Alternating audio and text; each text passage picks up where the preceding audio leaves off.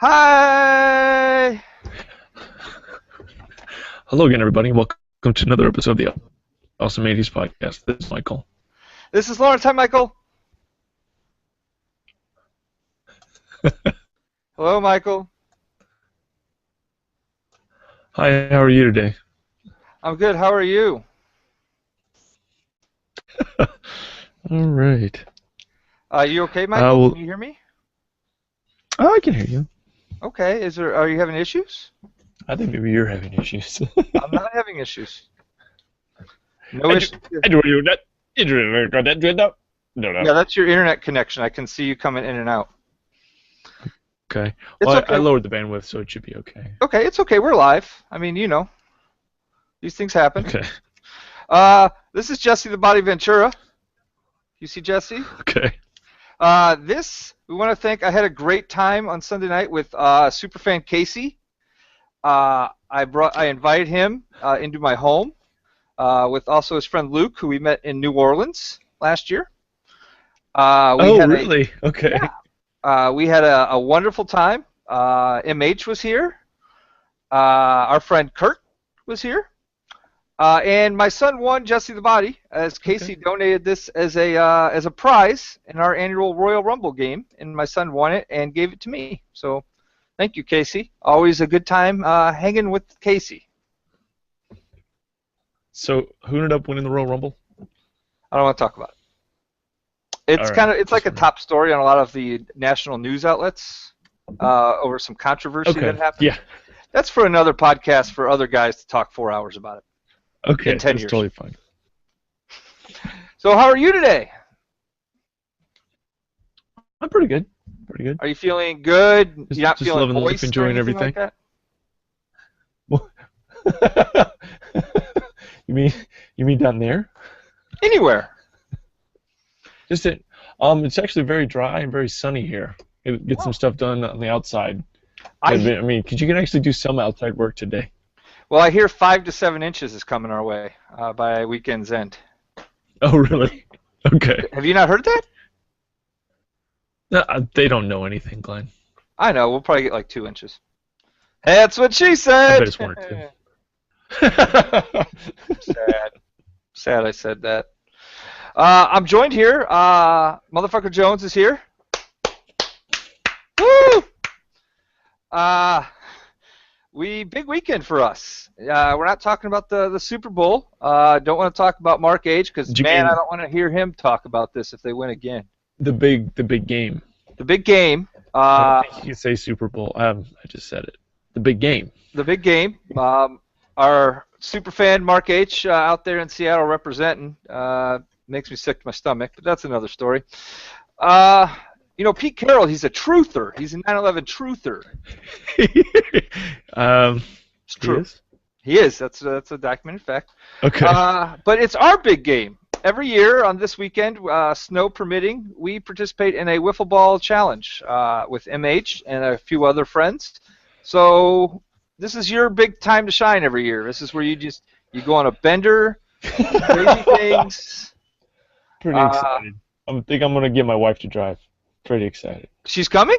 Yeah, hopefully. That's the first. Yeah. Well, I gotta take advantage of her situation. Gotcha. You mean being a woman? Yes, exactly. Anyone who just may have entered my house, pay no attention to the amount of possible Playboys that are spread across. This is for research. It's not just two guys sitting on a couch with a stack of Playboys. You wouldn't believe what I found in my dad's dresser drawer. We'll get to that too. Okay. So, as I just alluded to, we're going to be talking today about 1980s Playboy. But first, I want to also real quick talk about next Friday. It's Hawaiian Shirt Day. No, it's not Hawaiian Shirt Day. Next Friday, we're going to be podcasting with Donald Full Who is he? What was it? How do we know him, Michael? Who's this guy? I don't even know this guy. I got a feeling he might clean up this podcast, though. Mayor Goldie Wilson. Thanks so much to the success we had with Jeffrey. He will now be he has reached out, and your dreams come true of podcast glory. We get to interview Mayor Goldie Wilson. Boys and girls. Children of all ages. Children of all, goddamn it, Glenn. Don't give up on your dreams, okay? Eventually, I got tired of my dreams, and they just come knock on my door. So it's pretty cool. So, are you excited about this? I'm pretty excited. I'm very, very excited. So, do you follow our Twitter at all? That was we've each person has their own job in the podcast. I'm asking if you read it. It's been compartmentalized, so no one gets burnt out on one thing that they do. Do you read our Twitter? Not at all, no. Okay. Well, that's funny because you often criticize that there are no tweets, but yet I tweet. Are you just blindly criticizing for no reason? That's more of a shotgun effect is what I'm going for. Oh. That's not what motivates me. Positive you know my love. Words of affirmation, I'm sorry, but you like quality time as well. Yeah, I have not gotten a lot of positive words of affirmation from you, lately, and it's been noticed. Okay. Okay. I started the hashtag. Hashtag. It's just basically Back to the Future Osmaze Podcast 2015. I think that we'll take a break after this one, and then maybe in a couple months we'll see. We're just gonna see how many Back to the Future characters we can collect on our. For our own personal action figure usage. Just our own personal, we want to put the word out there, the big Back to the Future cruise coming up in November. I have certainly looked into it. And we're putting that out there, that is coming up, and we would like everyone to know about it. And if by telling people about it, we can also collect Back to the Future actors for our podcast, then that's just a win-win. When we interview Elizabeth Shue for her role in Back to the Future 2 and 3, yeah, 3. Yeah. Do we just drop mic and go? I already had Motherfucker Jones buy the Excellent 90s podcast domain. So do we just call it quits and then we just move right into the 90s? I am dying to talk about 90210. I'm dying. I had the chance this week for one of my other jobs, which is to write columns for the popculturebeast.com. Thank you, Garrett. And I had a chance to interview Brooks Wheelan this week. His new album just dropped.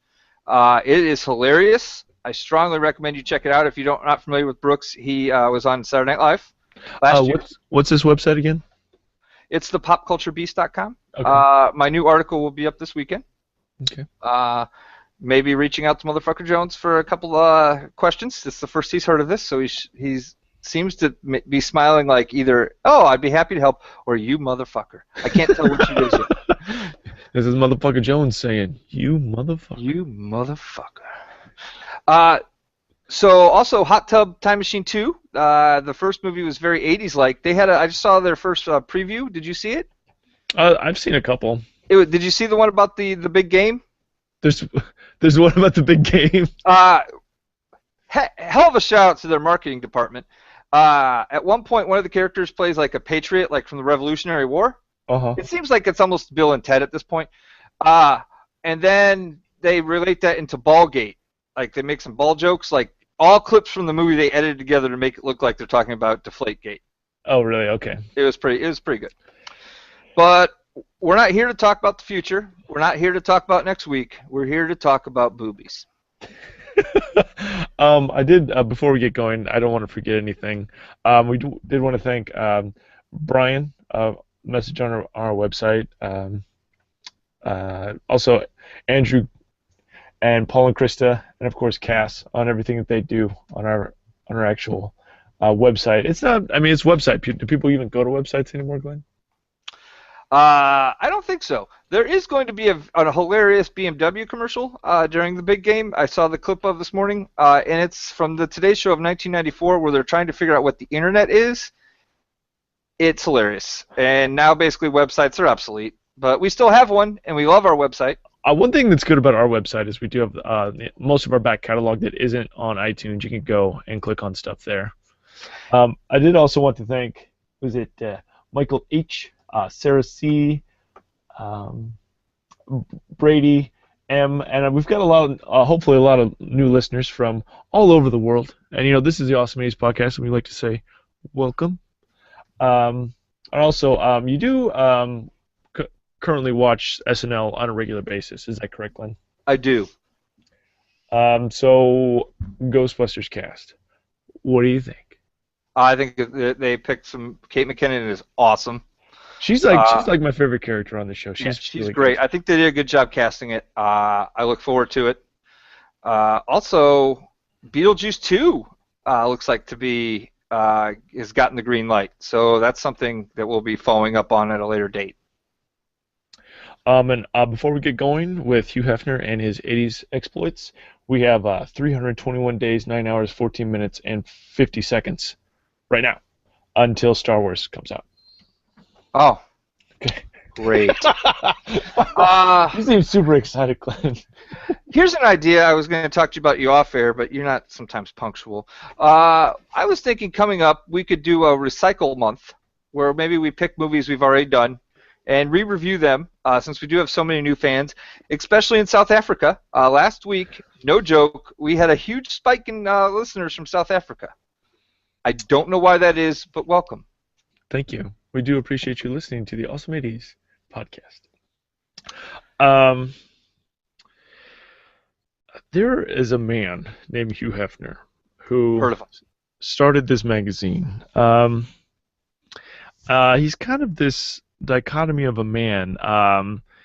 Lots of people point to him for making it socially acceptable for females to have birth control. That might be more on his part than other people's part, but he has. He's kind of given men the idea that women must kind of have this requirement of being magazine ready at all times.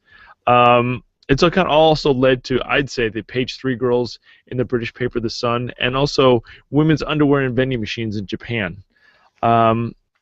Women are typically used for males' fantasies in this magazine called Playboy. But having said that, I went to a breastfeeding class last week, and I'm really into boobs right now. So this is where we're at. Okay. This is an excellent article. This has got a great article. It's about Domino's Pizza comes in a new flavor, chicken. It won't catch on. That is from November of 1989. So let's talk about Playboy. So Playboy came out in 1960, I believe. Is that correct? Okay. I thought it was Is that correct? Fact check. the 50s. Whatever. Don't worry about it. I think it's 60 because It's in 1960. Marilyn Monroe. It was the Marilyn Monroe one. Yeah, I mean I have the information here at my fingertips, but this one. God, you're good, motherfucker, Jones. So, Playboy came out. First type magazine of its kind, very revolutionary. Then in the 70s, Penthouse and Hustler came out. Penthouse came out and it showed a little more because Playboy was all boobs. Mm-hmm. Hustler showed some of the women's area, and then our Penthouse showed some of the women's area. And I was talking to a good friend of mine, Marty K, today, and we were talking about this coming up on the podcast. And then he said, and he is a little older than us, and he said, remember when Hustler came out, it was huge just because it showed everything, like very graphic, in depth. Everything. You could see everything. Everything.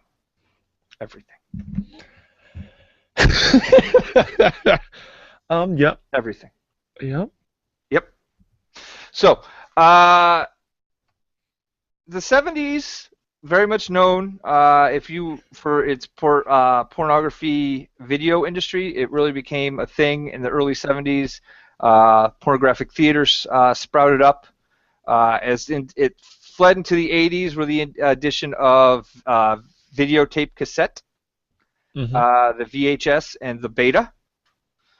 We've talked before about how VHS, although, once again, we both recognize not a superior form, won out because they signed the bigger contracts with the pornography industries first, and therefore kind of pushed Betamax out. So pornography had a really big role in a lot of things that happened in the 80s.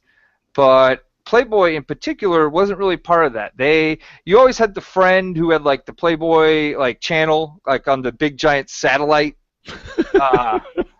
But then it wasn't what you thought. It was just they were just like hosting talk shows. They just didn't have a shirt on, things of that nature. In your mind, it was always a little more intense. Do you remember? Have you seen Born in East LA? Yes, yes, I There's a have. scene in there where he gets a baseball, like, it's Paul Rodriguez. He gets stuck Yes. at his cousin's apartment, and somehow the Playboy accidentally channel comes in, and he's like, I'm not moving anywhere. I'm just going to sit here and watch the Playboy channel the entire time. So, as kids of the 80s, as you and I are, like literally growing up in the 80s, from young child all the way through teenager, or not quite teenager to very close. When did you first discover pornographic magazines? Probably 87, 88. Do you remember, was it something your father had, or because everyone had the friend? There was like something in the alley. There's this alley on the way to the gas station between us and the college, and then it was like this rock. You picked up this rock, and it was like a mythical Merlin sword in the stone rock, and then there was like it was a bunch of flat magazines together in there. But then I also later found stuff at my house because Okay. you just got to dig around. Eventually, you'll find it. So when you found the rock, were you brave enough to take it home? Like this thing under the rock? No, no, you put it there for the next guy. Like once you're done, you fold everything back up the way you had it, you put it underneath, and then you pick the other rock. Eventually, I mean, it probably would last about a year in the elements in the Midwest, but I mean, it was there for the next guy who walked down that alley on the way to the gas station. Do you remember what like what was it like? Like were you just like was the light shining down from the heavens? Ah! Did Have you ever seen anything like this before? Did you understand what you were looking at? I understood it was naked people. Okay. Did you understand that you were supposed to like want to see these? I don't know like the fetishization or like the actual sexual want or desire. Is that what you're asking? Yeah. Yeah, I didn't understand. I don't. Yeah, I don't either. So I remember like every like there was an uncle who had a subscription to Playboy. I remember at one point I had a friend.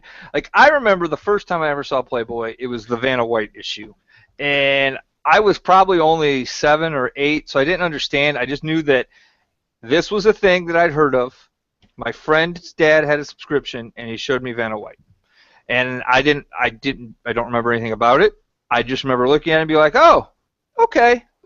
But then, that goes hand in hand. I think you knew that it was bad because, the whole, close your eyes. Close your eyes when you're watching Okay. Porky's. This is inappropriate. This is a taboo. Close your eyes. Close your eyes. I can't see. I can't see. I got my eyes covered, Dad. So I remember in Vanna White, that was a huge thing. And we'll talk about here in a minute some of the celebrities and why Playboy became a thing. But trends were changing in the 80s. Very much so, as far as that. There was the 70s. You always hear about the 70s Bush. And Playboy never had, like dudes. I mean, you can get Play Girl, but with Michael Hickenbottom. But Playboy never had, like Hustler, you might see a guy-girl scene or something like that.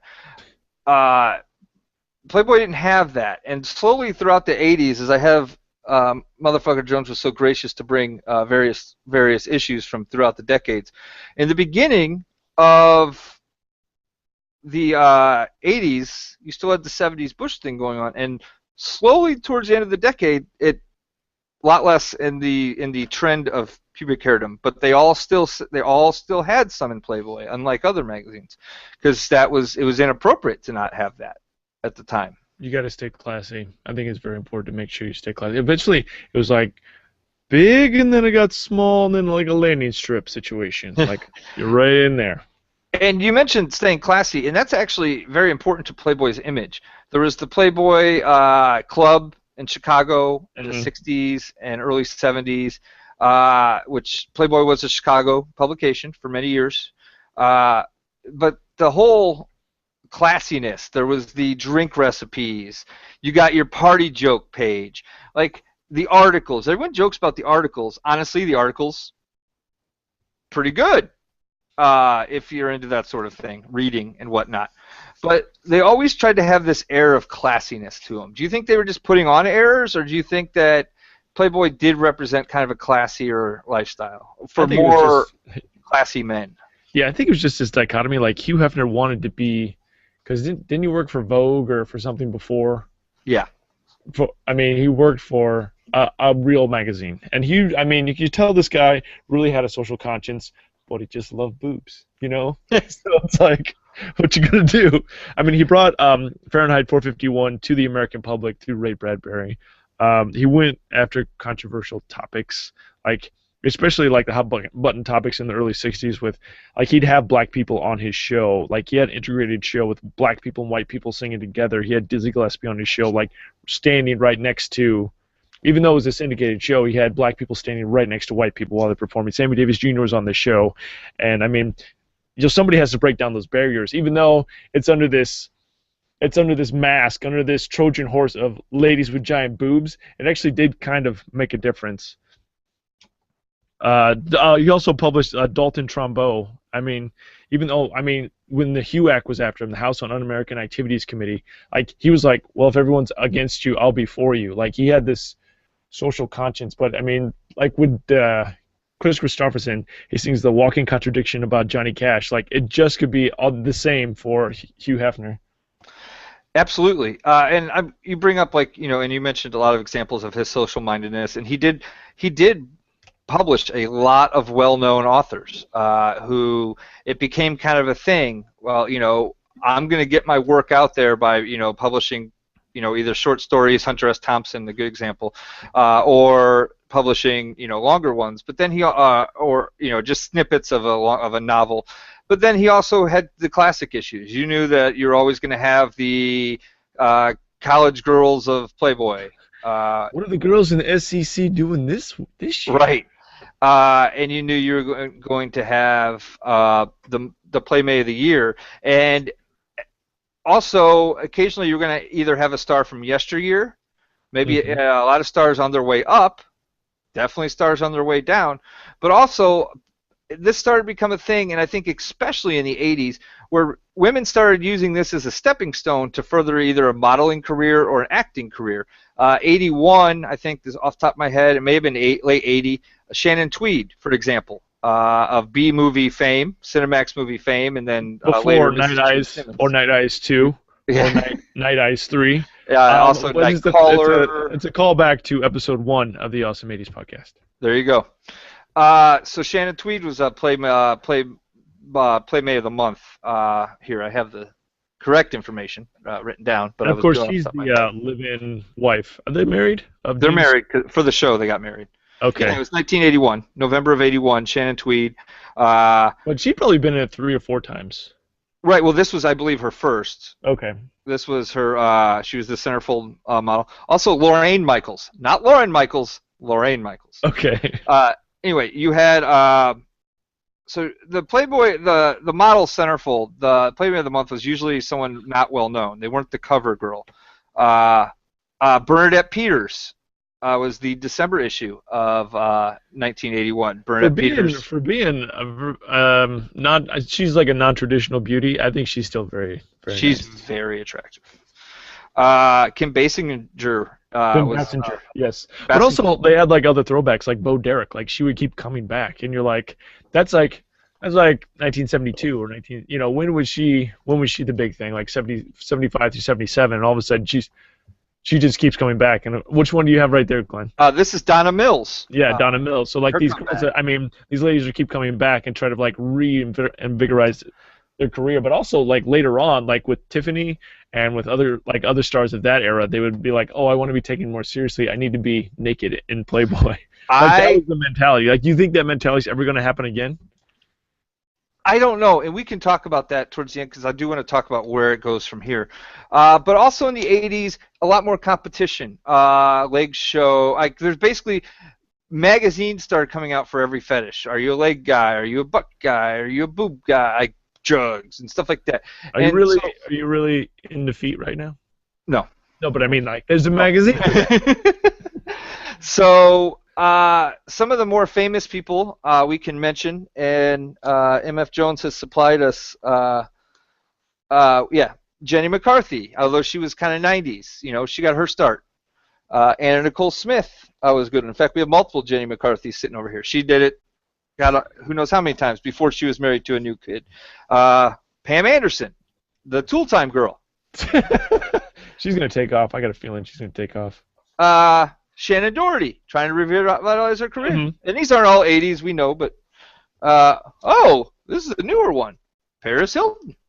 I don't know. I don't think she actually posed. They just a lot of times they get famous people to just be on the front. Now, Like if you they know about the bunny, right? MF Jones, you like know about the bunny? Every issue has a bunny hidden somewhere on the cover. And then if you want to if you give up and you can't find, I remember I had a subscription in college. It was like free, or my sister I think bought it for me.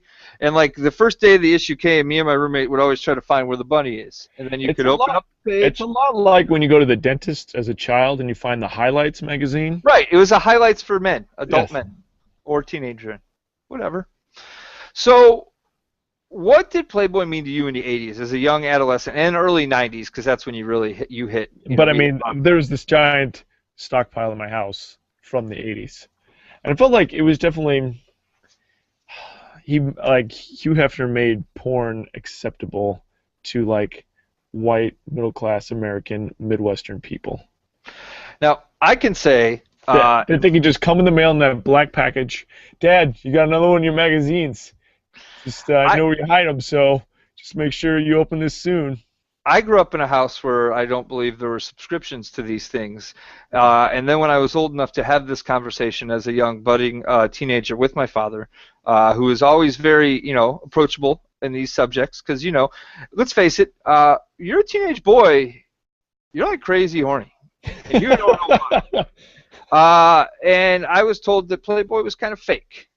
If you wanted the real stuff, you went for the other magazines. Yeah, there is for a while there was the Hustler, which is pretty hardcore, but isn't like the Penthouse is somewhere in the middle. Except for a while there, they had chicks that peed. I was gonna bring that up. When we lived together, you had a subscription to Penthouse. Are you comfortable with me saying that live on the internet? Because I just did.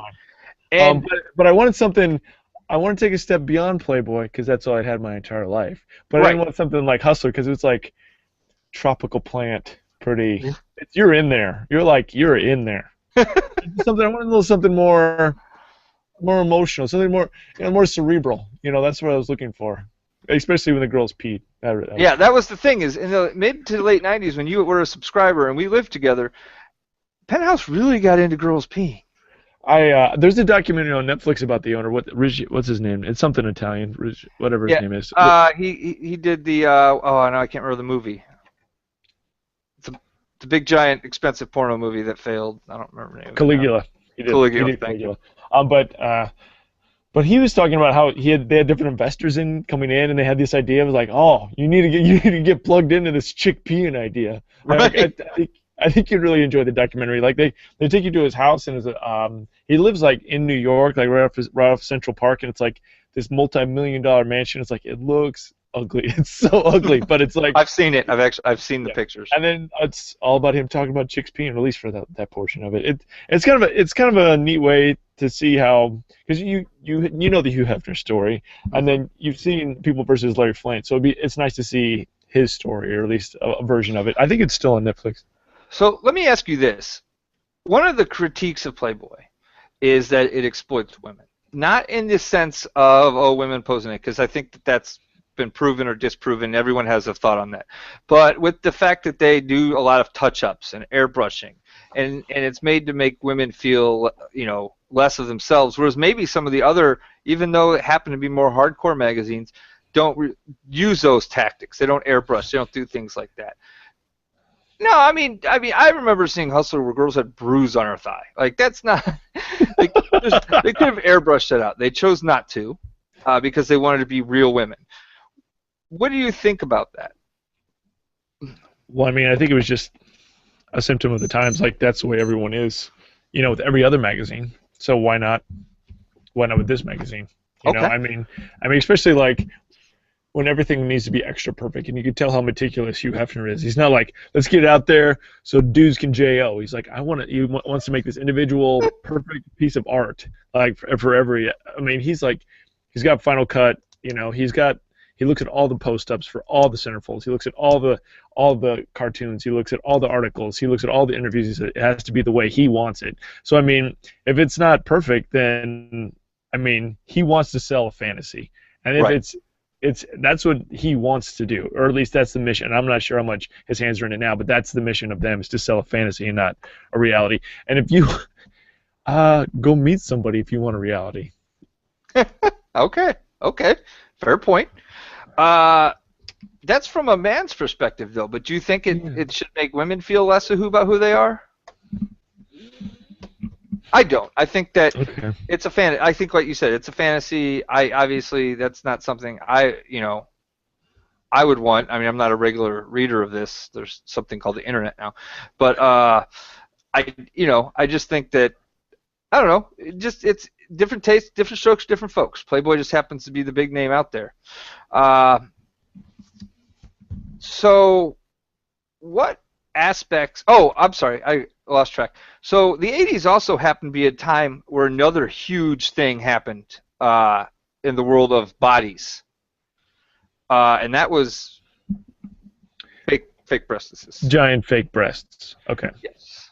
And Playboy, I think, was one of the first to really capture that, because all of a sudden you started seeing girls with giant fake breasts. Huge, just huge. We did talk to Michael H about this previously. About you can kind of see the transition between like bad fake breasts to good fake breasts, and it's capturing time for everyone to see forever. See, this is what's classy. Is she's got the sweater. This is the girls of the Big 12, which no longer exists, but she's got the sweater. I mean, it's very classy. She's definitely doing a classy thing there. That's good. That's important.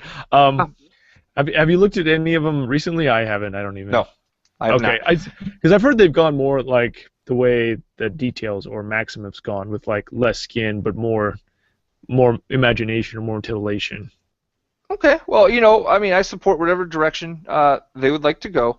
Who were some of the ones that you were like, you remember as a child? Like, you're like, oh man, did you hear so-and-so's in Playboy? I mean, outside the Vanna White issue I mentioned.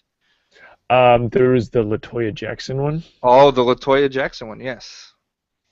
I guess that was a bigger one of the '80s, and of course, there's different ones with like different like mid-level stars on the cover. Like, because people would put themselves on the cover, and then you're like, are they in here naked, or is it some kind of trick? Right.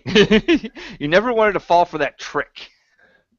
Like, why would you would you show the Paris Hilton one either? Like, in my mind, I'm pretty sure that's a trick. I think she's tricking me, or she's trying to trick somebody. Goldie Hawn.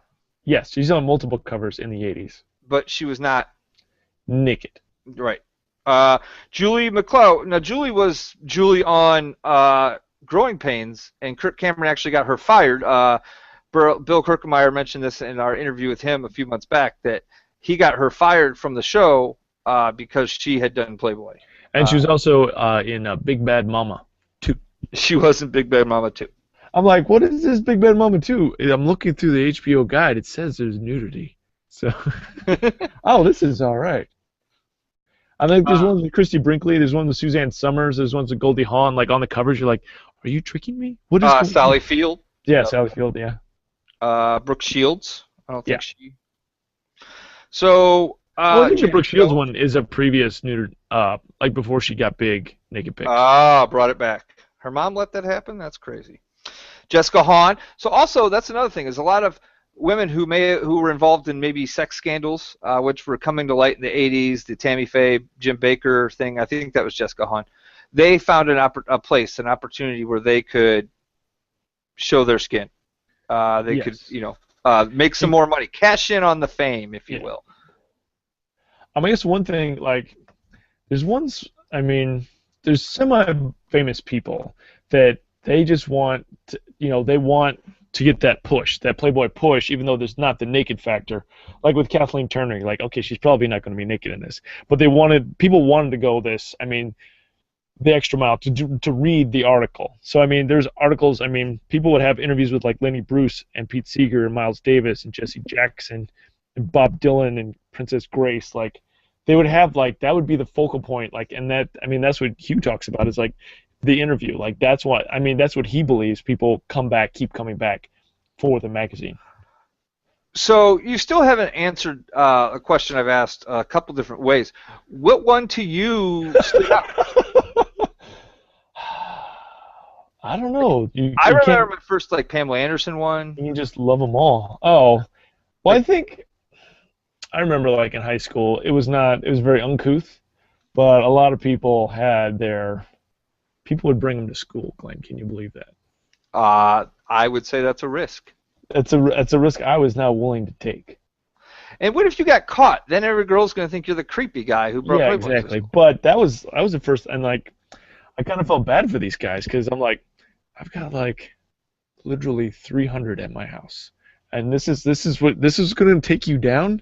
Like this is what's up, and this is what you're going to be known for is the dude that brought the nudie magazines to Well, school. it's better be known as the guy who got caught jacking off in the library. Oh my! But So that wasn't an urban legend. no, it was not. Oh my God. We've talked about it, I think, on this podcast before, right? Yeah, I think so. But there's do you remember Vanity? Vanity was that one of Prince's ladies? Yes. Yes. Also, you can't love them all, can you, Glenn? I don't know. Well, I mean, you when you leave, you don't have these memories anymore when you leave this mortal coil. So you might as well just enjoy them all while you can. The Paulina Poliskova. Yes, 87, I believe. I thought that was actually pretty good. Brigitte Nielsen. Brigitte Nielsen. She was lots of Eastern European ladies really into that. Nordic. That's good. I don't know. There's too many to choose from. Glenn, do you have a favorite one? Well, like I said, I just remember like the firsts. Like first time I saw Anna Nicole Smith, and then like the first time I saw Pamela Anderson. Like these are just the things. I just remember like just the firsts, and of course, like I said, the Vanna White. Do you feel sorry? And I think we've talked about this before, but do you feel sorry for like our children's generation of boys that they'll never have this kind of experience? Well, I think it's just the same for like the visceral world, like the actual touching of things. Like, have you watched BoJack Horseman at all? No. It's pretty good. It's on the Netflix. He's writing his autobiography through the Penguin Publishing, and the guy is actually a penguin. And he's like, well, we need to get your book out because we're not going to be publishing books anymore in the next 6 months. So I mean, there's not going to be any books published anywhere ever again, probably. I mean, the libraries are going to be dead. You know, I don't. Hey, don't say I'm just. that. I'm just saying you're going to need libraries to do research, and what else are you going to use your library for? That's fine. That's fine. I mean, everything's going to be on the internet. I mean, pretty much the only people that don't have the internet are 65 and over. It's true. So we've discussed various aspects of this. But there's that also. I mean, you never had them. You never came in the mail at your house. Well, as I got older, like I said, I received a subscription from my sister, Okay. and I think This is our from my friend, brother.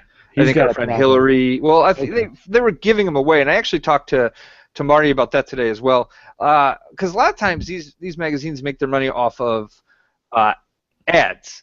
Yeah, it's not how many they sell; it's how many eyes people get on them. Exactly. So therefore, there are times where they're fairly cheap or free, and they just kind of throw them at you just to get your eyes on them, so they can say, "Hey, this person's eyes were on them." So so I did have that experience later on in life, just not at such a young age. Okay. I did want to talk about other '80s stuff. Like during the '80s, Ronald Reagan became president, and there was this emergence of the religious right. And Hugh Hefner kind of points to this as what happened to his circulation never recovered after this. The religious right, they just wanted to take over like the morals of America. Like they wanted to return to this like Nixon, Eisenhower kind of like the mores and folkways of America. It's like that there's like these religious people. There's Jerry Falwell's who just put Ronald Reagan in the office, and they're like, well, how do I get my payback from you? He's like, well, we're going to take down Playboy, or we're going to take down places, stuff like that. And they just, I don't know if you remember that they removed them from stands, they removed them from 7-Elevens and gas stations, and then Hugh Hefner's like, well, let's put the girls of 7-Eleven in a magazine. Yep. Do you remember, or well, I'm sorry, not do you remember, but I think Hugh's ultimate payback for that was he was always the first one to offer those ladies the scandals, Tammy Faye Baker, Jim Baker. He'd offer those ladies who the men got caught with front page right there on the cover and give them good money to show up pose naked. They can make their money, grasp those last 10, 15 minutes of fame, and then also that was his way of kind of sticking it to the religious right. But do you also remember Ronald Reagan's daughter was also in an issue? Yeah, you're right. Was that 80s though? I I don't think think that was well, it till was later 90s. on, but I mean, it felt Yeah. like that he was like hanging on to that. Like, I'm like, Yeah. So one other thing I wanted to talk about is 80s stars who were okay, not. Like you mentioned earlier, Tiffany, Debbie Gibson, Belinda Carlisle. In the late aughts, or I guess early to mid aughts, it kind of became a trend for those ladies to grace the pages. Uh, Also, from my background, wrestling. A lot of wrestling ladies, when wrestling would hit their Attitude Era boom in the late 90s, early 2000s, they became top sellers. Even China. At one time, China had the most selling Playboy of all time. So these, was it the Beyond the Mat documentary that showcased that guy who was stalking her? Was it that one? no, Okay, which one was it? I don't. I'm You not don't sure. like she was talking about how I don't remember what it was. Like, Maybe she talked about it. It didn't okay, showcase anyone. Maybe she discussed it. Uh, so this was a time for these stars to kind of regain their popularity or try to get that one last bite at the apple by doing this magazine and help kind of like their last grasps on it. And it also during that time there was kind of the 80s first started becoming nostalgia, and I think it was it was an easy score. Oh, Tiffany wants to do this, absolutely. One of the Wilson Phillips ladies did it too, I hmm believe. Uh, the yeah, bigger girl, the big girl, yeah, Carney, Carney, right? yes. Okay. So, what else? Is there anything else you wanted to discuss Well, I in did want to regards talk to about this? Marla Collins. It was kind of a thing in our area. She was the ball girl for the Chicago Cubs. Yes. I thought that Discuss. was yeah. I thought because it was a big thing up in arms. They took some pictures of her at the ballpark, and then they intercut stuff with her in her pose, and it was like, how dare she? How dare this is wholesome baseball? How dare she? But I mean, they literally had those girls out there with like almost nothing on the professional baseball field. Like they got their very skimpily cut shorts. I mean, not that naked isn't skimpily cut clothing, but it's still like they're pushing the same buttons. Like MLB and the Cubs were pushing the same buttons that Playboy was pushing. So it kind of seemed unfair to like all of a sudden come down on her with righteous indignation. Do you think it's a good thing or bad thing for society that in the 80s there was all of that righteousness and now you barely see any of that today if someone does it? Well, I think it's kind of out of fashion now that Bush isn't enough. I don't want to say that. I mean, I don't want to come off political, but I mean that's kind of where it's at. You know what I'm saying? I mean, you've got the Fox News and stuff, but I mean, is Fox News going to grow or shrink? We'll see what happens. I think if there was a Ladies of Fox News one, that would be an idea. Do you think, I MF mean, Jones, do big you fan think of that Playboy's idea. going to live? I mean, there's a lot of outlets. There's a lot of magazines out there. Do you think Playboy's going to live, or do you think they'll just get by on selling their back catalog? I think they'll, in some form, live. It will never be what we saw in the 80s and 90s. In some form, they will. A few years ago, Penthouse actually, the owner was trying to buy up, and he was buying shares. And at that point, I remember the Hefner family, and we didn't mention this yet, but Hugh Hefner's daughter has run this for years. I mean, back into the late 80s, she's actually been the one who's been in control of it. But they had to make a decision, like, do they just let him buy it up, but Hugh did not want his name to ever be off of it. So what they ended up doing was they took the company private and bought enough shares of the stock so it would continue to be in the Hugh Hefner family or in the Hefner family. So I think in some form, I think at some point it's going to go back to more of a niche thing, like this Playboy's still pumping them out than it was. I think we've seen the biggest boom we'll ever see. It's really tough to make money and expand with the times with so many things on the internet, and I don't think that Playboy obviously isn't going to go to that level, and I don't think that we're ever going to see anything like that. The Bob Guccione, the Penthouse guy. Hey, Guccione. Uh, Also, there was kind of like a tragedy in the 80s, the Star 80 with Mariel Hemingway. Do you remember watching that at all? no, what was it It was again? about there was Dorothy Staten. Yes. She ended up getting I think she got stalked by a boyfriend and then she ended up getting killed. It's in a movie called Star 80 with Mariel Hemingway. She Okay, plays I the remember Playboy the Dorothy playmate. Staten Yeah. story. And then what was the other? Oh, that was my sister Sam when that happened. That's a different thing. We talked about that already with But I mean, it was more of a thing about. It wasn't necessarily about how bad it was to be a playmate. It's just about fame in general. right. Yeah, I do remember that movie now. Uh, oh, Mariel Hemingway. Couldn't picture it. I was thinking Mary Lou. Mary Lou Kidder. Yeah, Okay. no, the girl from Taxi. Oh, okay, okay. But Mariel Hemingway. Yes, she did Playboy. She's very sexy. She is very attractive. Okay. Uh, okay. Well, I mean, I think we've covered And uncovered. and uncovered. Thank you. Okay. The Playboyness of the '80s. It was a decade of excess, and I think Playboy played right into that. It was kind of hand in hand. It's something we've talked about discussing, and we like to deliver pod shorts. We have heard some, people seem to really enjoy these interviews that we do. We also have a lot of people who enjoy just the core group, me, you, Mike H, MF Jones, and we hear you. We will have an interview or two coming up in February, and then we'll after the Donald Folove interview next week, and then we'll kind of try to scale it back. So we might do where we recycle some of our own old movies. We'll discuss that, and also bring you new movies. We still have a lot of movies to cover, and we still plan on doing so. So I know that we've gotten back to being a little guest heavy, and we will try to tone that back for some of the diehards who just like the hostfuls. We enjoy the hostfuls as well. But doing these interviews also helps us get our names out there, especially when we interview people like Jeffrey last week, who are so giving and helping us build our brand, because we continue to get more listeners. We are also now part of the Google family. So if you're watching this not live and on YouTube and you have an ad, our pleasure.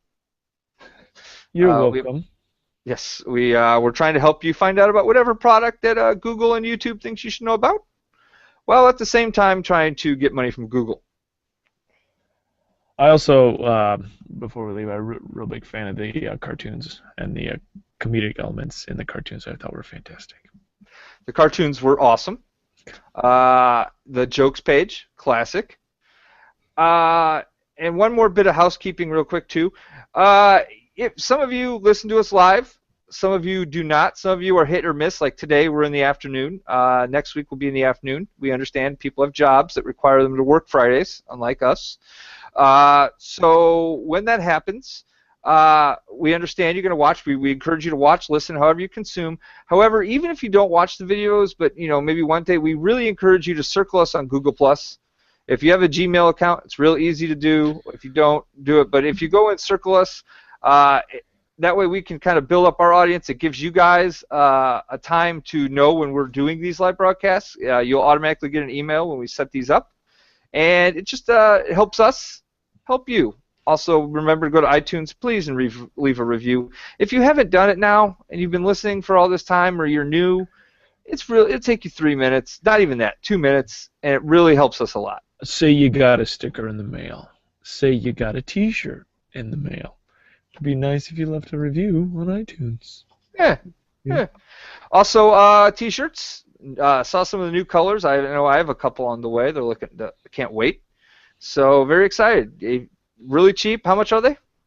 I think they're $12. Are 15? $12, $15? I don't want to lie. We're just lying to people, Glenn. Are they 15 or are they 12? Hold on. You gotta go. What you do is you go to theawesome80s.net, click on Awesome 80s merch, and you go down, and what you can do is you can click on your size, but then you just message us and tell us what color of shirt you want and what color your logo you want. You can get a small for $12 through an extra large, 2X large for $12. There you go, $12. Can't beat that with a stick. Thank you guys for listening. And you know what? Stay awesome. Stay awesome, everybody.